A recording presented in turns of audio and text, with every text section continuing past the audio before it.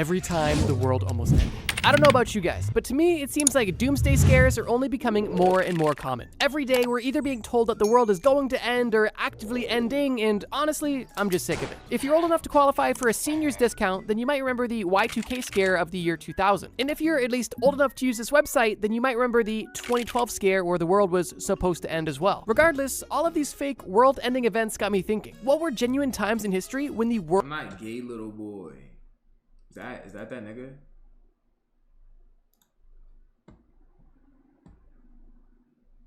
Should we go?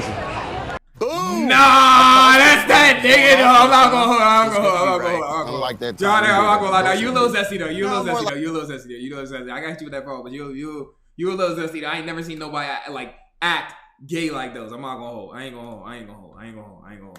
world was its closest to ending. And well, my findings are this video. And as always, this video is only going to get crazier as it goes on. The Carrington event. It's a warm summer's night on August 28th. He said, "I'll put it in." What?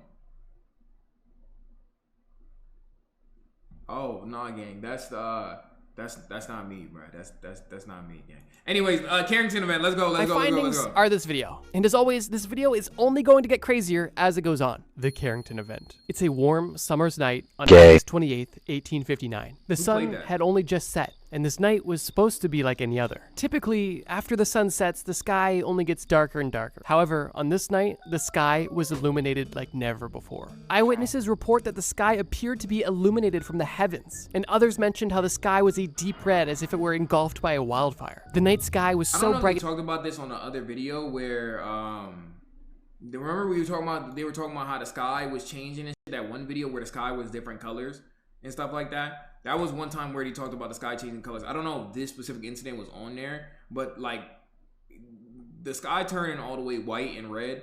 I'm not gonna lie, I'm just assuming that it's just the end for me. In fact, that it actually awoke gold miners working in the Rocky Mountains. And they not only woke up, but began their workday in the middle of the night because they assumed the sun had risen. And it's reported that in New York, you could even read the newspaper at midnight due to how bright the night sky was. With this being said, it begs the question, what was in the night sky? Was it an asteroid? Was it a wildfire? Well, some of you might have already guessed that it was the Aurora Borealis. But these were no regular northern lights. The lights that were seen in the night sky on August 28th were visible for nearly a week. But it's not just the duration that's impressive. These lights were visible globally. Not only was the aurora visible from the North and South Poles, but it was also visible through North America, South America, Cuba, Hawaii, Japan, China, and even New Zealand. But this aurora wasn't just a pretty light show. Although it was an interesting spectacle to witness at night, during the day, this aurora was wreaking havoc on the rather simple technology that existed, most notably telegraphs. Because of the geomagnetic induced current from the electromagnetic field, telegraphs all across the world failed. But not only did they fail, they even shocked the operators. Telegraphs in some locations were sparking, breaking, and curiously, in some locations, telegraph operators were disconnecting their batteries from the telegraphs, and the telegraphs would still work without power. There's even a recorded conversation between two telegraph operators in Boston and Portland, who both disconnected the batteries from their telegraphs, but were still able to have a 2-hour-long conversation. It's crazy, because if this happened now, everybody would just put it on TikTok, bro.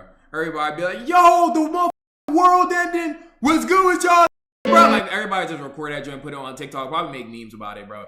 Like, to be honest, we don't take nothing serious. Like, there could be dead-ass a meteor heading for Earth that will, like, cause a great cataclysm, and then everybody's going to die and everything, and then everybody was just laughing and make memes about it, bro. I'm not going home. I've been trying to put you onto this YouTuber for a minute. He fire. You should watch his videos on drugs. It's crazy. Oh, I should take drugs and watch his videos? Oh, okay. So I should. While this is interesting, it doesn't necessarily sound apocalyptic. And well, you'd be right. And that's because the Carrington event was caused by a massive solar flare. An event that is typically pretty harmless to humans. However, I wanted to mention it first in this video for two reasons. One, because it's the most tame entry on this list we're going to discuss. And two, because it's extremely interesting to theorize what would have happened if this solar storm happened in the modern day. A day where we rely so heavily on technology. And luckily, we don't have to speculate, because in June of 2013, a joint venture from researchers at Lloyd's of London and the Atmospheric and Environmental Research Committee used real data from the Carrington event to estimate the cost of a similar event in the modern day. And what they estimated was that if the Carrington event took place in 2013, it would have cost in the US alone $600 billion to $2.6 trillion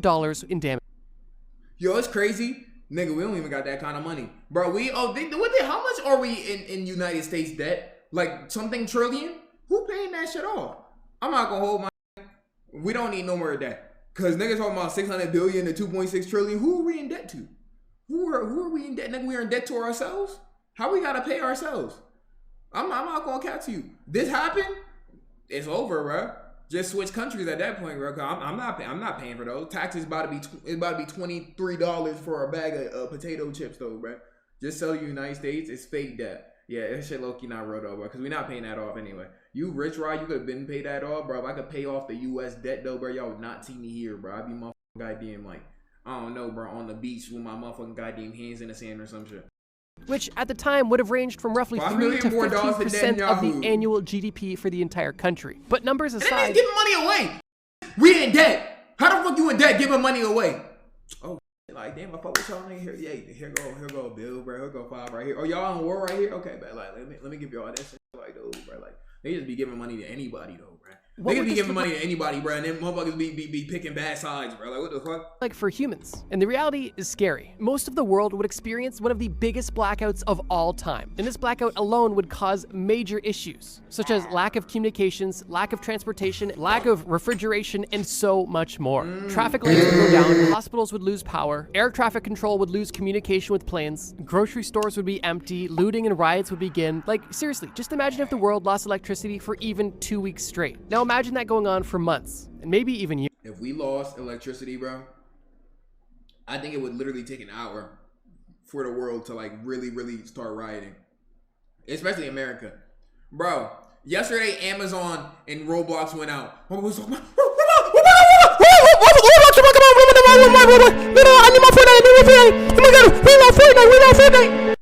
It will be over, bro. Niggas can't deal when Discord is down for an hour. Electricity, the entire electrical shit is out for an hour, bro. Niggas are cooked. That's why I always say it's important to just pick up a hobby or some shit. Because if you pick up a hobby, if your power ever goes out or power globally goes out, at least you can do that, like draw or some shit, or like play a piano. Well, I guess we had no electricity. You can't play a piano. Well, I mean, if you had like a real piano, you could. But if you had a keyboard, you couldn't. But anyways, just learning something like that, bro. Because some of us not gonna make it when the electricity go out. So much would be going wrong. Besides just that, all banking and purchases would be unavailable, supply chains would basically completely halt, and the economy and likely civilization would be set back hundreds of years, if not eliminated entirely. And that's really not an exaggeration. If a Carrington event took place in the modern day, and it was not detected in advance and precautions were not taken in advance, then it's estimated that it would take up to a decade for all of the power grids that were affected by the solar storm to be fully restored. Now, me when I'm chilling in my crib though, bruh, and I finally made it in life and I made $1 billion, bruh, and the Carrington event happened though, like, it's just raps at that point, bro. It's just raps. Before you get too scared about a whole modern day Carrington event, understand that with modern technology, we would be able to detect and plan for a Carrington level event to ensure that none of this happens. But before I give you too much hope, understand that some experts say that Carrington level events take place every roughly 150 years. And the last Carrington event was 160 years ago. Huh. So we good, right? hey, we good, right? It was 100. So technically, we like over that. So we should be good. We should be like good though, right? Any day now. Hold on.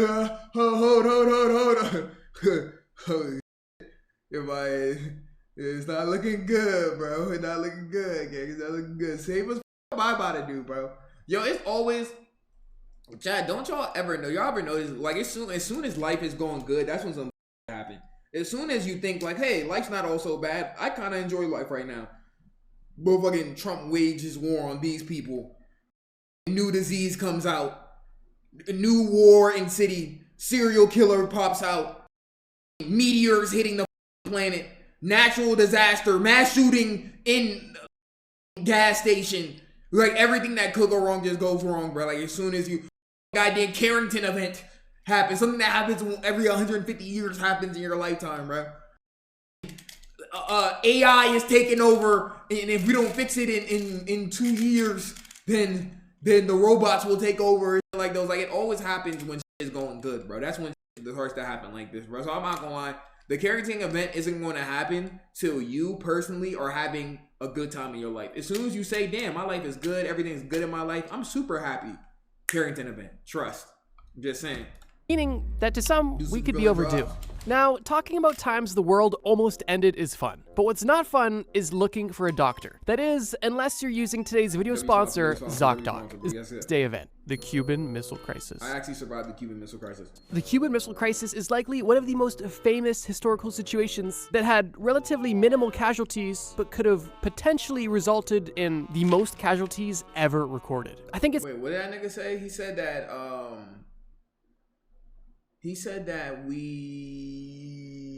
a Carrington level event. Wait, a Carrington level event. Wait, hold on, I can't read. A Carrington event level solar flare happened in 2012, but it missed. Fuck the Carrington. That nigga a bitch. Nigga missed. Last two. Let me see. I'd quickly choose. Oh, Mike Tyson. Oh, oh, okay. Damn. Hello. We back. We good. We EMP. We lagging. We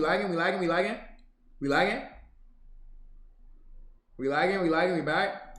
safe to assume that potentially famous day event, the Cuban Missile Crisis. The Cuban Missile Crisis is likely one of the most famous historical situations that had relatively minimal casualties, but could have potentially resulted in the most casualties ever recorded. I think it's safe to assume that most of us are familiar with the Cuban Missile Crisis. However, I will give a brief summary for those who are not so familiar. But beyond that, I want to focus not only on the entire situation, but on some of the more notable events that took place within the missile crisis that brought us inches from nuclear war between two of the world's largest superpowers. In October of 1962, the Soviet Union decided to secretly put nuclear missiles within Cuba. This secret operation was quickly exposed to the American government, and instantly concerns were high. Why are the Soviets breaking their agreement, and why are they putting nuclear warheads 90 miles away from our soil? You ever thought what would happen if a nuke hit your local area? Or sometimes I used to think, bro, like, damn, what if a nuke hits like I don't know, like a city over or something like that, or if not a city over, bro, like maybe a state over. I wonder how that would impact me and shit like that. Y'all ever thought about what if a nuke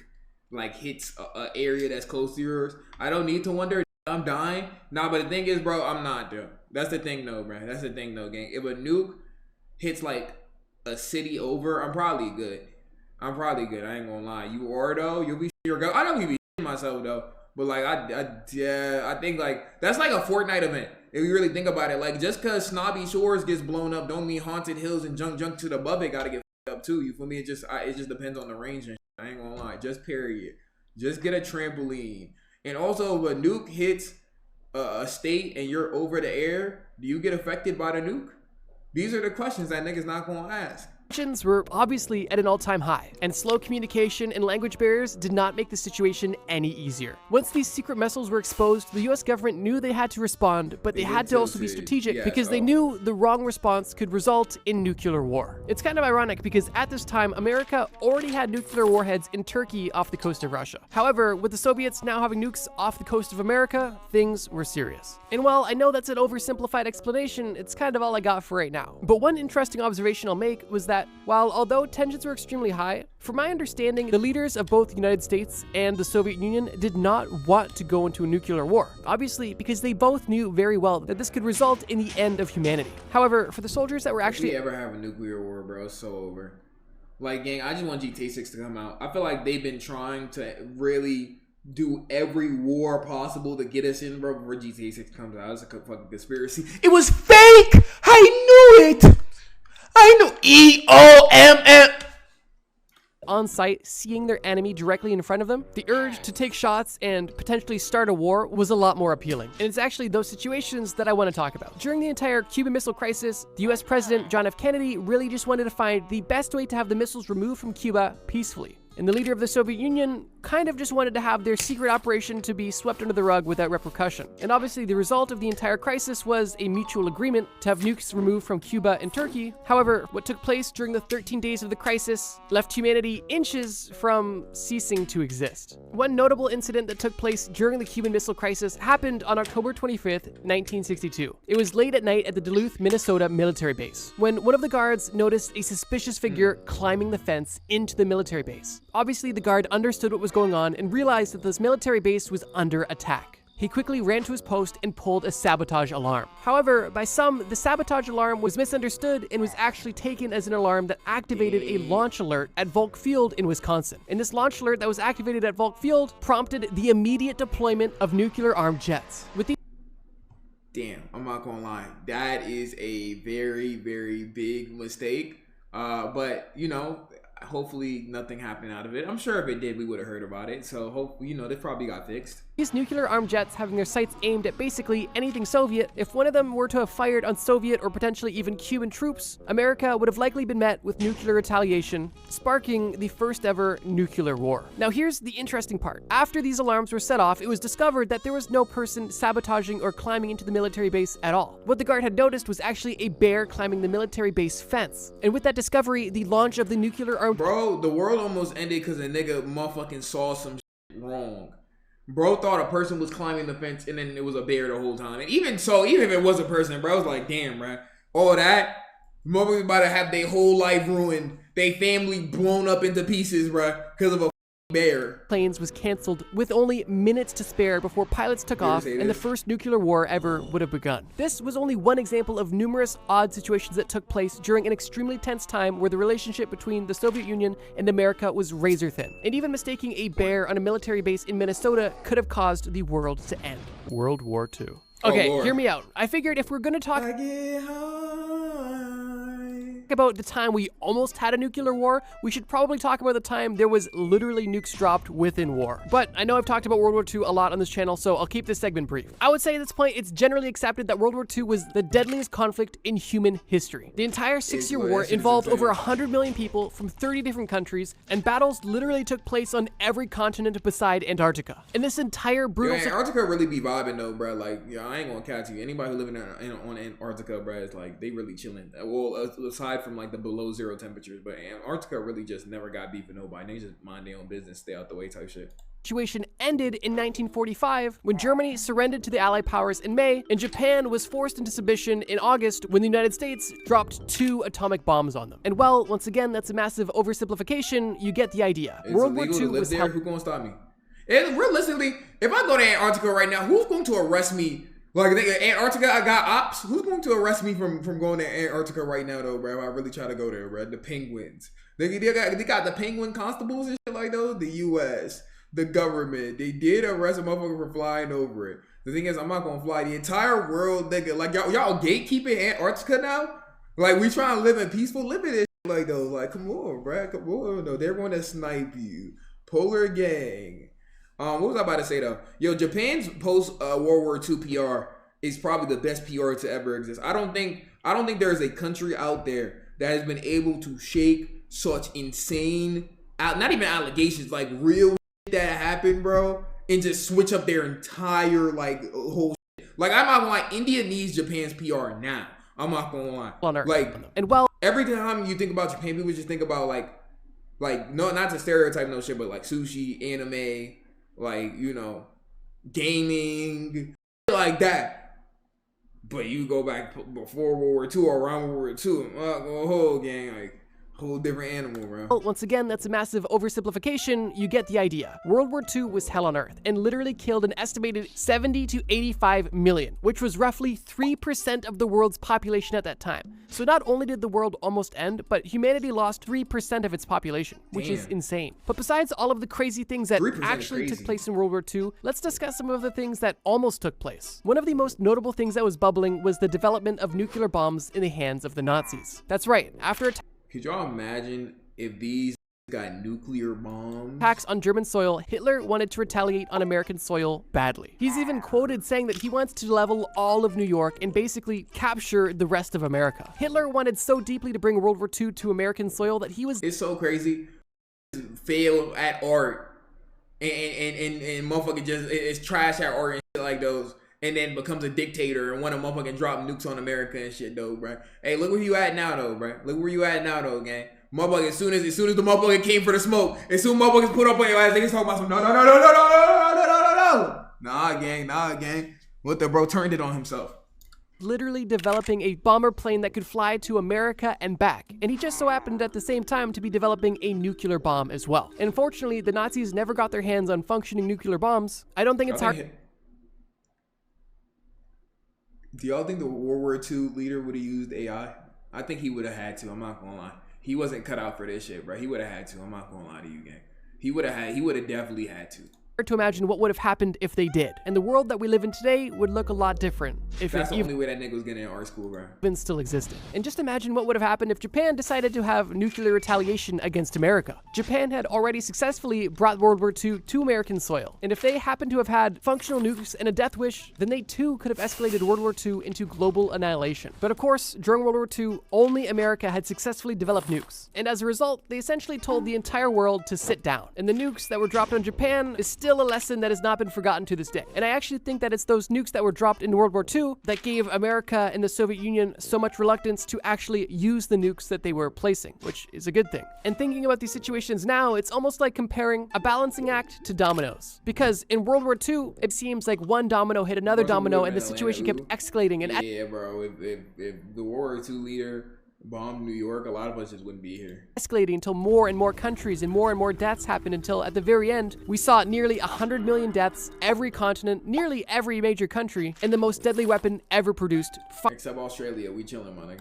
Finally put a stop to the entire situation. However, with the Cuban Missile Crisis, the entire situation was a balancing act, trying to not go too far in either direction to actually trigger anything, because the tensions and technology were already so high that one wrong move or one domino falling could have literally led to the end of the world. The Bonia observation. This genuinely might be my favorite story in the entire video. In the year 1883, there was a Mexican astronomer named Jose Bonia, and during a regular shift, Bonia noticed something relatively obscure in his telescope. And for this reason, Bonia took many photographs and wrote many notes of what he was seeing through his telescope. Interestingly, the photos that he took are regarded as some of the first images of unidentified flying objects, but trust me when I say this section has nothing to do with aliens. The objects that were seen through the telescope were basically impossible to decipher. Like, just look at this image on screen right now. Can you tell what that is? And for that reason, it was basically left to speculation. Bonia ended up spending 2 days taking 447 ink photographs of the objects he was seeing through his telescope. And in the following years, Bonia actually had his observations published in a French astronomy magazine. And French astronomers that observed Bonia's photographs essentially said pretty confidently that there was either birds flying above the telescope or insects crawling on the telescope. This is not a Fortnite event, bro. Along that light. And roughly 40 years later, in 1920, Bonia passed away. And while that is where Bonia's story ends, that's not where the story of his observation ends. Because in October of 2011, 90 years after Bonia had passed away, another Mexican astronomer decided to take a peek at some of Bonia's photos. And the conclusion that he came to was not that he had seen geese or dust or bugs, but he actually had witnessed a comet exploding in space. And these modern day Mexican astronomers were able to extrapolate that, assuming that Bonia's timings and notes were correct when observing his UFO through his... Yo, when we really start getting like live events and shit like those, that shit gonna hit different. I'm not gonna cap to you. These live events about to start happening. I think post 2030, bro, we just about to start getting straight live events. Trust. Telescope, it's believed that the objects that he was witnessing were roughly 500 to 8,000 kilometers above Earth's surface and roughly 70 meters to 800 meters in length. And because Bonia observed 447 objects in roughly 3 hours and over 3,200 objects in a 25-hour period, the modern day astronomers estimated that the original comet before it exploded had a mass that was roughly equivalent to 8 times of Halley's Comet. But they not only estimated the size of the original comet, but also said that if any of the fragments of this broken comet had impacted with the Earth, it would have likely been the equivalent of 3,275 Tunguska events in 2 days. And if that means nothing to you, then just understand that the Tunguska event was a massive explosion, roughly 3 to 50 megatons in size, that took place in Russia in... We got death battle level explosions though, so basically we're fucked. 1908. That singular explosion alone was significant. But what these astronomers are claiming is that if these comet fragments that flew extremely close to the Earth had impacted with the Earth, it would have resulted in an explosion over 100,000 megatons in size, causing something they called, quote, probably an extinction event. And while bro saying extinction event, yo, and then if we didn't, and then this is the thing about us, bro. If that extinction event was going to come towards us and then it missed for whatever reason, niggas be like, oh my god, bro, L event, terrible event, yo, L extinction event, like, oh my god, like we hyped it up for no reason, bro. Nigga, do you want to get hit by a meteor, bro, and your life to be ended? Y'all remember that one time where is the what was it, the alert, the US alert that they were testing out the alert or whatever, so there was supposed to be an alert that played at a certain time and like that, and then it played like last year or maybe 2 years ago, and then it played like at 3 or something like that, and then everybody's like, that's it? That's all it is? Or the time there was supposed to be like a solar eclipse or a solar event or something like that, and niggas like, man, this shit mid, bro. Like, motherfuckers actually want some crazy Fortnite level rift to pop up in the sky in order for the event to not be mid. Of the story is absolutely Hurricane terrifying. Milton? I also kind Who? of love the implications. There was a Mexican astronomer who saw something interesting and spent 2 days studying it. He submits his notes and photos for publishing in France, and they basically go, oh, you saw a bird, you saw a bug. He then dies, and 100 years later, other Mexican astronomers are like, oh, no, that's not a bird or a bug. That was basically the closest we've ever come to asteroid-induced human annihilation in, well, a long time. That's the insane, Lake Toba eruption. Lake Every Toba situation we've eruption. discussed so far I don't know has who the occurred Lake Toba eruption is, bro, but he wasn't coming to the Y. Trust. He wasn't coming to Wyoming, though, bro. It would have been right for him. Trust. in roughly modern history. However, this is the turning point of the video where we get prehistoric, which is actually a good thing because the situations we're about to discuss are literally insane. And the Lake Toba super eruption is a great start to the second is half like of this some list. old Lake Toba, shit. Indonesia is the modern day location of one of the most severe volcanic eruptions possibly in all of Earth's history. And it's believed by some that the result of this eruption was a trackable decline in human genetic variation. But let me take a step back. The Toba super eruption that we're discussing is actually the most recent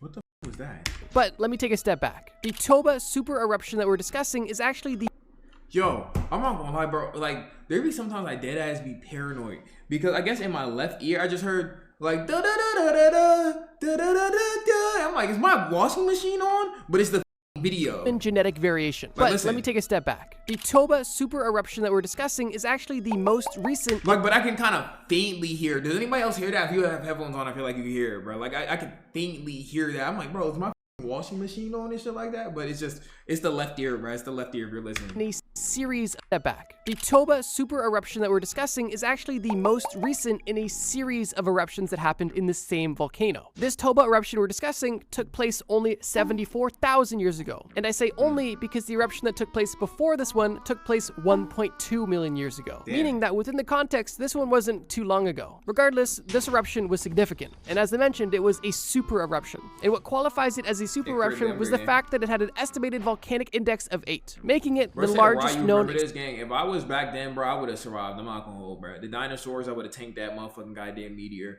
The motherfucking medieval times, bro, I would have been the knight of a round table, bro, and really been King Arthur and shit like those, bro.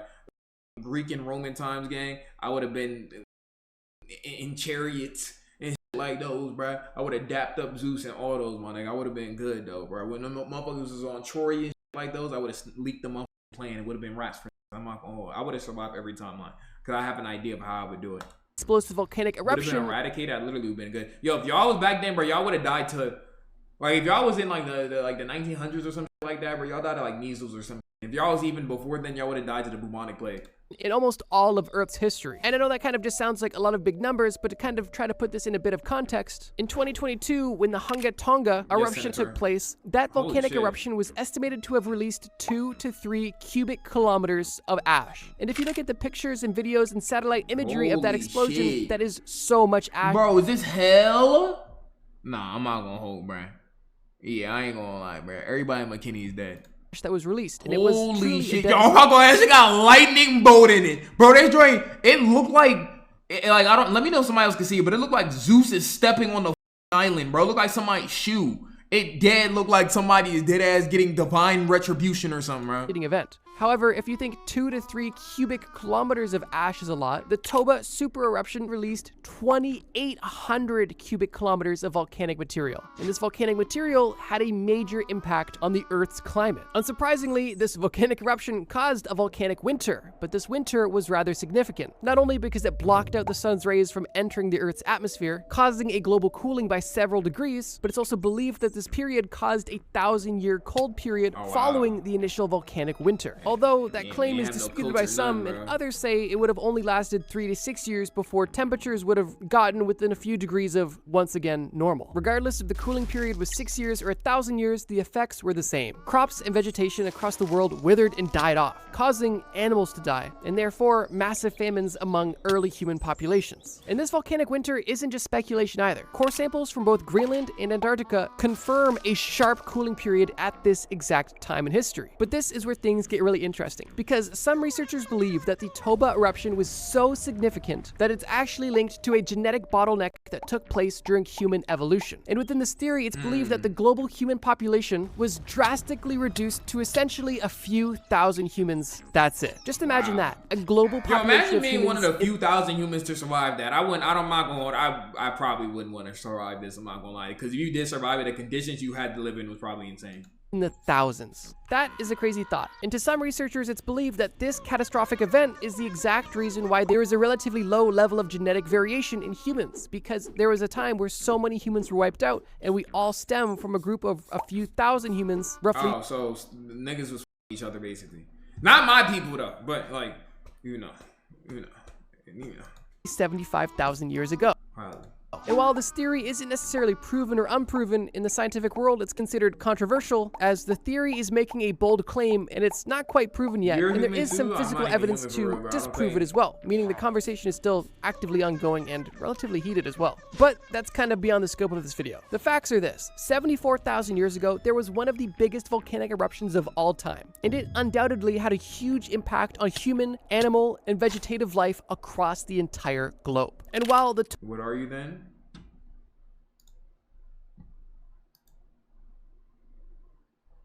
That nigga. I forbid catch a motherfucking vibe once in a while and shit like those, man. What the fuck? Toba super eruption is crazy to think about. It's even crazier to imagine what would have happened if the circumstances were just a bit worse, and if the Earth just got a little bit colder. Because if that were the case, potentially those last few thousand humans Cuban. wouldn't have existed, and you and I would not be here to tell the story today. The Chicxulub impact. Okay, quickly before we get into this one, I realized how short we are for time, so if you guys are enjoying this video and want a part 2 with near world-ending events, please either leave a like. Damn, after hearing some of these events, damn, COVID ain't shit, my nigga. I'm gonna go hold, bro. Whoa, COVID, whoa. Relax. As soon as you say COVID ain't shit, that's when COVID, like low-key gonna come back with COVID 32 times 3, my nigga. Like, I'm cool.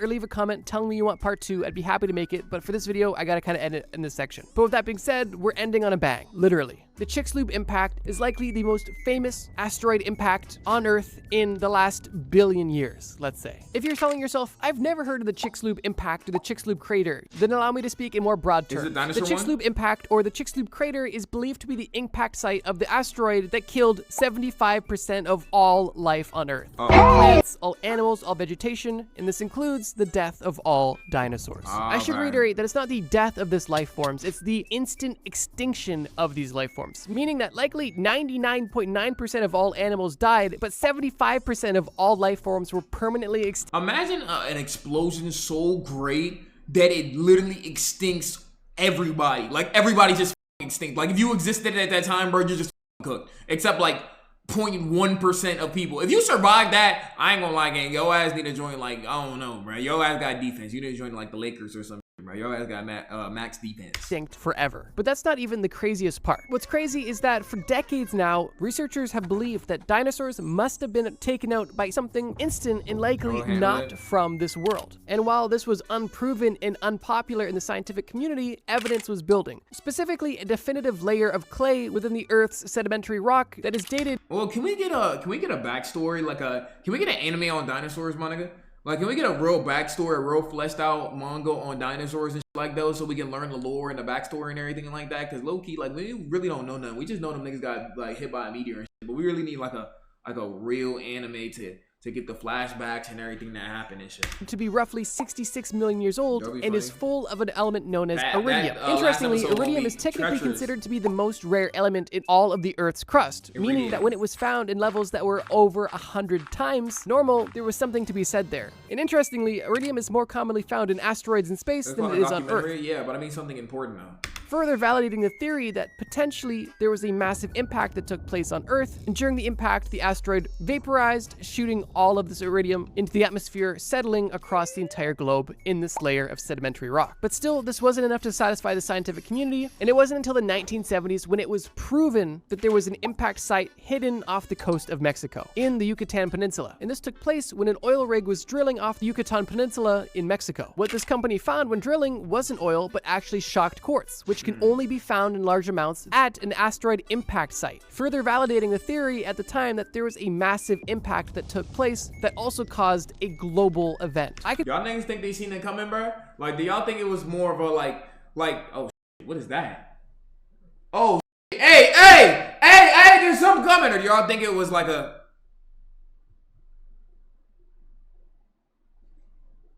Damn, the weather kind of nice. Fuck!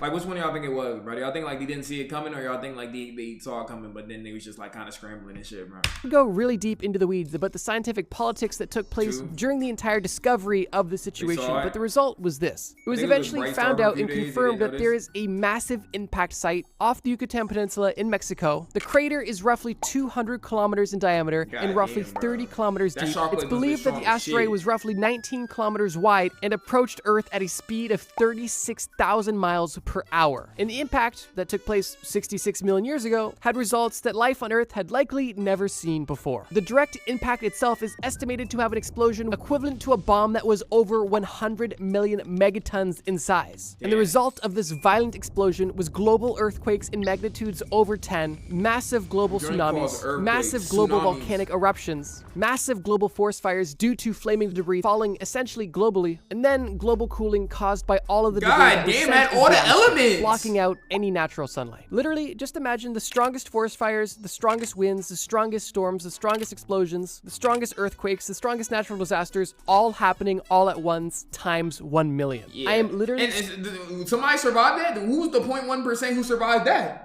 Struggling to find the metaphors and words to try to convey the power and impact of this sheer event. And honestly, I feel like I'm doing a poor job, so just understand this. The Chicxulub impact was undoubtedly one of the most, if not the most, significant times in history when not only humanity, but the world was closest to ending. And if you enjoyed this video about times the world almost ended, bro. I think out of all these, the one that's the most realistic to happen again is the Carrington event. And I'm not gonna I'm low-key shook, bro, because if that do happen again, bro, it is going to be mental warfare. We're like, it's actually might be raps. I'm not gonna lie, dead ass might be raps. I'm not gonna hold, bro. Yeah, we're so at some point, hell yeah. But we're gonna go ahead and put those on the live channel. If you're watching this on the live channel, Twitch Blue right in the description. Come to the stream, come to the motherfucking stream, right?